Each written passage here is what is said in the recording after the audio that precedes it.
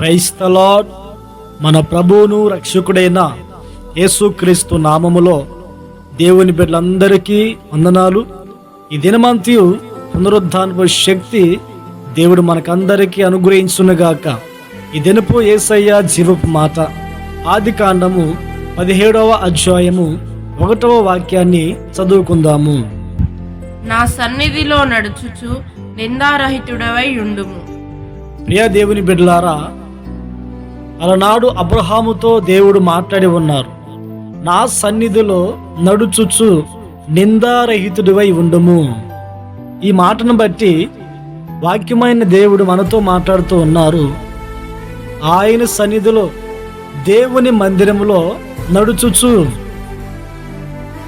నిందారహితులుగా ఉండాలని వాక్యం మనకి సెలవిస్తున్నది. ఈ దినములలో దేవుని మందిరానికి వెళుతున్న మనము ఎలా నడిపించబడుతున్నాము? మన నడవడిక, మన ప్రవర్తన ఏ రీతిగా ఉన్నదో సరిచూసుకోవాలి.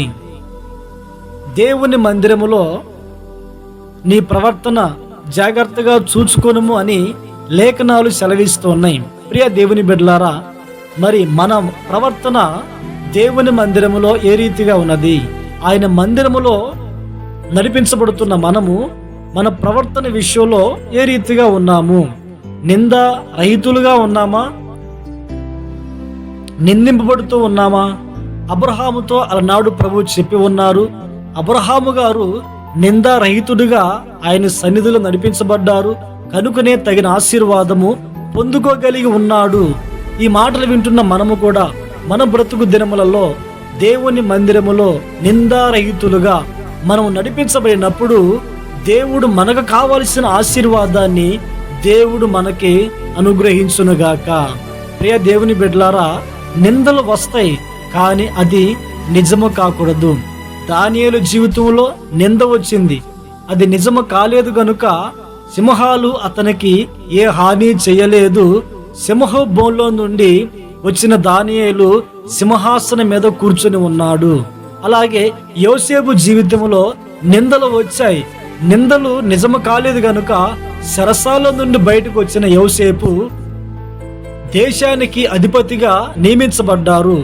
ఈ మాటలు వింటున్న మనమందరం కూడా మన జీవితంలో నిందలు వస్తాయి. అనేక మంది నిందించేవారు ఉంటారు. ఎందుకంటే సేవలోను క్రైస్తవ జీవితంలోను నిందలు రాకుండా ఆత్మీయ జీవితంలో మనము ప్రయాణము చేయలేము.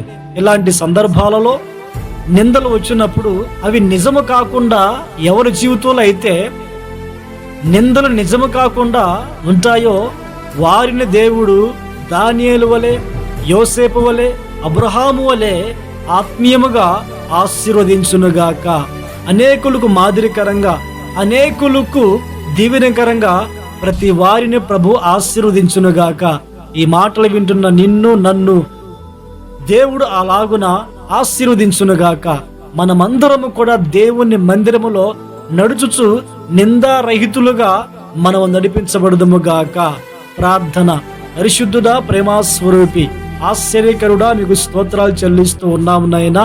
అలనాడు అబ్రహాము గారు నీ సన్నిధిలో నడుచుచు నిందారహితుడిగా ఉన్నాడు గనుక ఆశీర్వదించి అనేక జనములకు ఆత్మీయ తండ్రిగా మీరు ఆశీర్వదించి ఉన్నారు. మేమును మా బ్రతుకు దినములలో నిందారహితులుగా నడిపించబడి మీ ద్వారా దీవెన పొందుకోవడానికి, అనేకులకు ఆశీర్వాదకరంగా ఉండుటకు సహాయం అనుగ్రహించమని ప్రార్థిస్తూ ఉన్నాం. ఈ ప్రార్థనలో ఏకీభవించిన ప్రతి వారును, నేనును, మేమందరము కూడా అలాగును నడిపించబడి మీ ద్వారా దీవెన పొందుకోవడానికి సహాయం అనుగ్రహించండి. ఈ దినమందు మీ పునరుద్ధానపు శక్తిని మాకు అనుగ్రహించి మీలో ఆనందింపచేసి ప్రహర్షించుటకు సహాయం అనుగ్రహించమని ప్రార్థిస్తూ ఉన్నాము. ఈ దినమంతా మీ కాపుదల, మీ సన్నిధిని మాకు తోడుగా ఉంచి మీరు మహిమను పొందమని యేసు పేరట ప్రార్థించి అడిగి పొంది ఉన్నాము తండ్రి. ఆమేన్, ఆమేన్.